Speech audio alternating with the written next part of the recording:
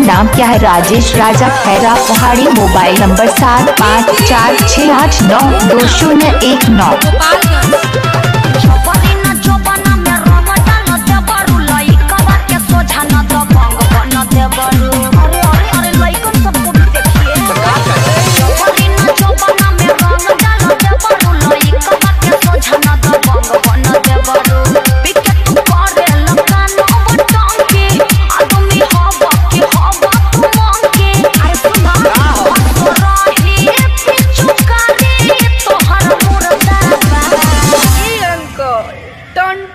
मेरी माता।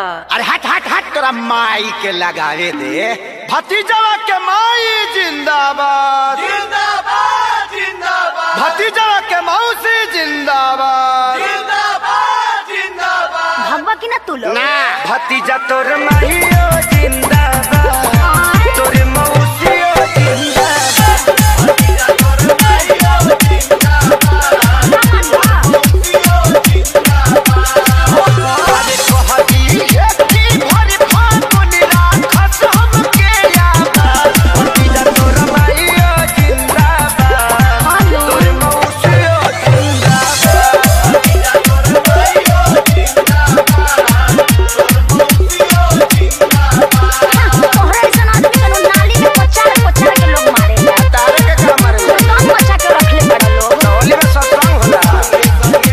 आपका नाम क्या है? राजेश राजा खैरा पहाड़ी। Mobile number 7546892019।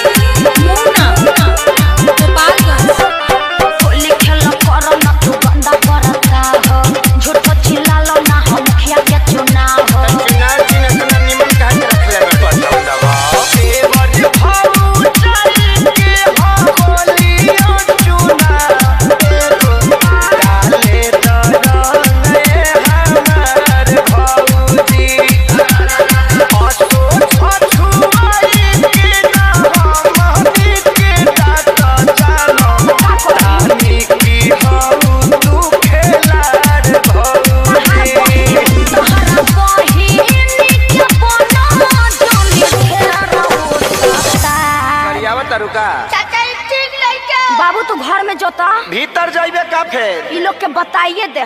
बिना बतावले छोटका आ गई ना मान बलो ना। भतीजा तोरा माईओ जिंदाबाद का है तोर मौसीओ जिंदाबाद। भतीजा तोर माईओ जिंदाबाद तोर मौसीओ जिंदाबाद। देशर में हो सारे कोसे हम सोने भैया के देख के तरी सीख गई बानी। आपका नाम क्या है? राजेश राजा खैरा पहाड़ी। Mobile number 7546892019। बबुआ के लागल काफी गड़बड़ अखिलेश हो तोहरे संगे बाउर बन गइले बरजेस हो। तू चुप रह और ये भला तनी लोग संग में लूटला तानी नाई ठिकाना हम तोहरा से कुछुआ पारा थे भौजी।